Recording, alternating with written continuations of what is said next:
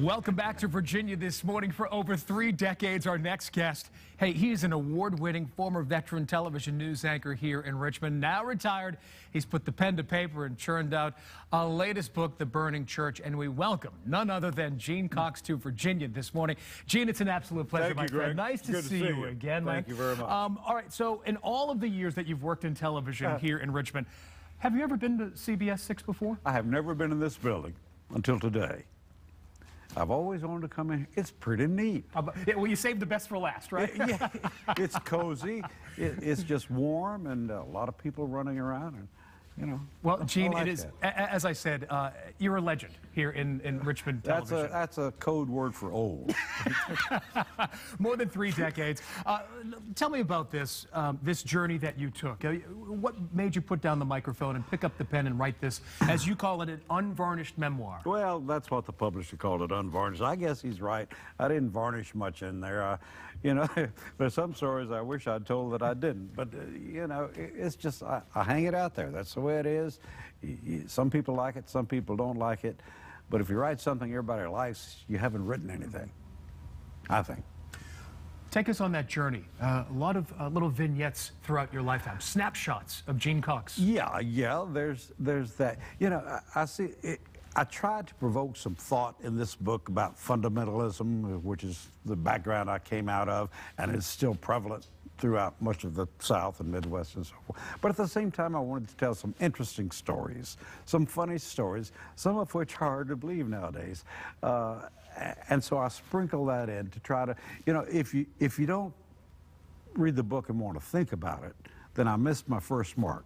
But if you read the book and you smile a couple of times and giggle, then I hit my second mark. So I'm trying to get everybody there. You know. Tell us where this strict fundamentalism came from.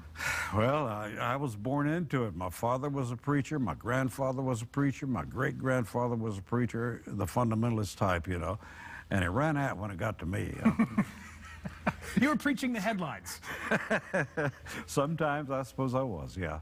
By you going off that course, did it cause any sort of anxiety or animosity within the family of you not taking the baton?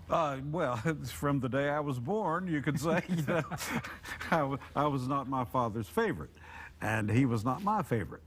But after all of these years, and I looked back at it, and after I wrote it and I went back and read it, I said, he comes off pretty well. He was a good guy, you know. And I wasn't thinking that when I wrote it, but he was a good person. And that comes through. We totally disagreed on everything, but he was a good man, and you have to take that into consideration. Gene, did you learn lessons writing this book at all? Learn something about yourself? Well, I think I just explained something I learned about myself. My attitude toward my father is not as bitter as I thought it was. I also learned to spell some words. No, autocorrect? Yeah, I've never been a good speller. I can't even put it close enough sometime to get the autocorrect to do it. It says, you know, what the heck are you talking about? But anyway, I learned every time you write makes your brain work when you write. I think people who are not going to publish it's a good exercise to write anyway. It makes your brain work. It makes you think. It's good discipline. And it keeps you sharp, or as sharp as you can be. And so it's a good thing to do. You clashed with your dad growing up, but did you learn anything from the fundamentalism growing up? I learned that I didn't want any part of it. That's kind of a hard thing to say, but that's true. I learned that I really didn't want any part of it. That's not a rejection of religion. That's rejection of this. The eccentrics, the fundamentalists in whatever religion can go crazy, as we're seeing in the Middle East, you know. And nobody's that smart to be that right about everything, I don't think. You talked a lot about barbershops, the first movie picture show, right. A gunfight that you saw.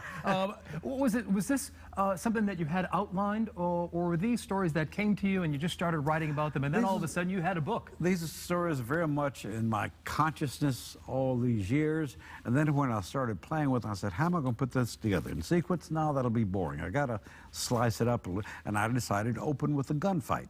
My father broke up a gunfight. He had no business doing it. He almost got killed. He didn't have a gun. He didn't have a gun. He never had a gun. I did, but he didn't. Of course you did.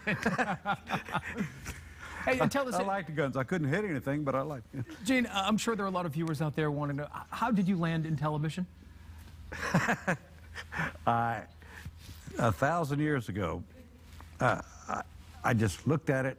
I watched the Huntley-Brinkley Report, Walter Cronkite, and he said, that's what I want to do from day one. As soon as I got my college degree, I went for it. You know, taught school for a little bit, but studied at night, you know, so that's what I want to do. That was the top of the world for me. And I was fortunate in that I got a job, and then I got another job, then I came to Richmond, and was able to last. And I just feel very, very fortunate. Well, Gene, we are fortunate as viewers to have you here on CBS. Thank you. I appreciate you inviting me. And for all of the dedication. And I like the blue socks. Oh, thank you, man. I'll share where I got them from. They look warm. They are. Hey, Gene, it's an absolute pleasure. Nice to see you, my friend. Thank you, Greg. It's really, this is a legend right here. Gene Cox's new book is The Burning Church. It is now available. Thanks again, Gene. Basically from a website, Gene Cox RVA. Gene Cox RVA. Get it, buy it. He'll sign it for you as well. Thanks, Gene.